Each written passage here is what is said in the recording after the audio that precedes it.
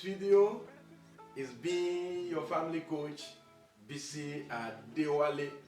Today, I will be telling you something very important. I call it 7 silent things that will destroy your marriage. 7 silent things. They are very quiet, you won't know they are there, and they destroy so many marriages around the world. And if you don't deal with them, they are ready to destroy your own marriage. Oh, don't say God forbid. Yes, God will forbid. Because you yourself, you must forbid these 7 things. If you don't want your marriage to be destroyed. Number 1 is called carelessness.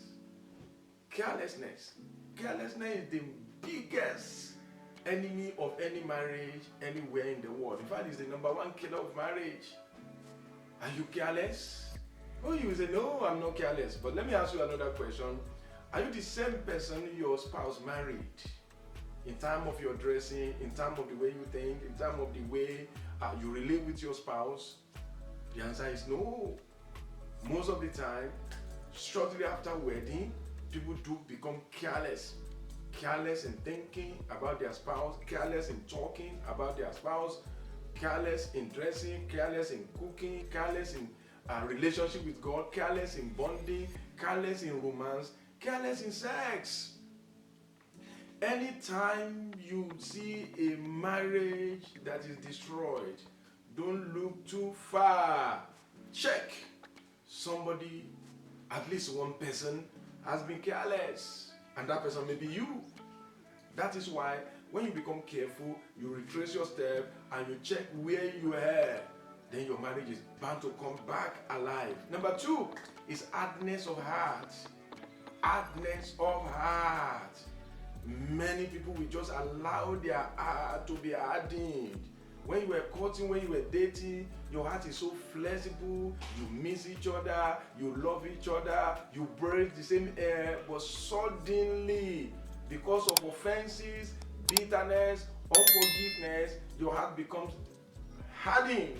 That is the reason why at times your wife will be naked, you are not even moved toward her. Your husband even touches you, you don't even feel him again. The same man you marry, the same woman you marry, but hardness of heart.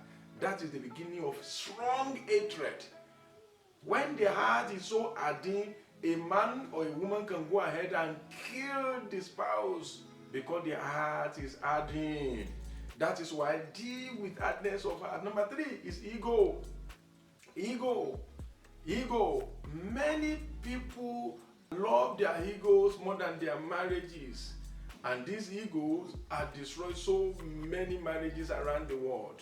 I will explain this ego better in the next point, which is pride of performance. Immediately, you begin to have pride of performance, which we call POP. Your marriage will be in trouble. You feel that you know it all. You feel you've learned enough. You feel you've known enough. You feel nobody should teach you. You feel I don't need a counselor. You feel I don't need to read any book about marriage again. You feel what else? Will anybody tell me after 25 years of marriage, you are already in POP? POP is already working upon your marriage. You know what they call POP? In the real sense of it, they normally call it plaster of Paris. If somebody is having a fracture, they will put plaster of Paris in the hand or in the leg, wherever there is a fracture. You will see the thing cannot move until POP is removed. Likewise in marriage, when you have pride of performance like a POP on you, you are cast in iron, you are cast in concrete. You can't change, you can't be moved, you can't be touched, and your marriage is going down the drain. Break the POP now. Humble yourself. Destroy that pride. Deal with your ego so that your marriage can restore and be the best. The next one is I am right mentality. I am right mentality is another powerful thing that destroys so many marriages. So many marriages. You are not always right. The reaction of your spouse may be wrong, but what about your own reaction? If you can just admit it and look yourself straight in the mirror, that marriage will come back alive. The next one is change you mentality. Change you mentality is another powerful hidden things that want to destroy your marriage. Please don't allow it. Most of the time you didn't say it out, but your reaction is showing it. Why do you put your shoe there? Why is your sock inside your shoe? Why are you serving my food like that? Why are you bathing this way? Why are you doing this? Why can't you close the door like this? Why can't you carry the plate like this? Why can't you? I think you should know this. You are a mature man. You are an adult. You should know this. I think you should know this. And you begin to try to change your spouse, to put your spouse in your mode. This will bounce back because you can't change nobody. You can only change yourself. In fact, to even change your own personal habit is a battle. Talk less of now changing anybody. So, deal with change your mentality if you want a great marriage. Number 7 is the Olympic spirit.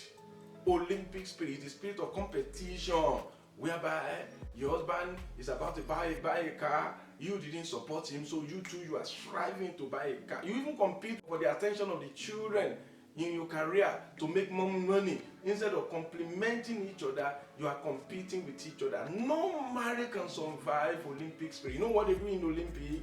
They compete. But marriage is not an Olympic Games. You need to complement each other and work in union.